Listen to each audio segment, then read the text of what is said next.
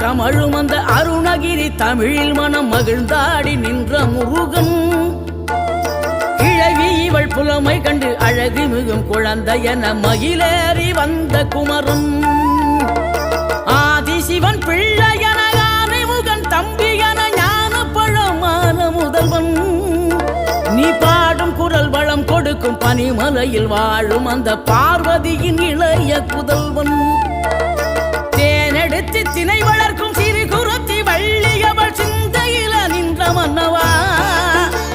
நீ நாடி வரும் பக்தர்களின் நாட்டம் அதை தனித்தருளும் ஞான குருநாதன்.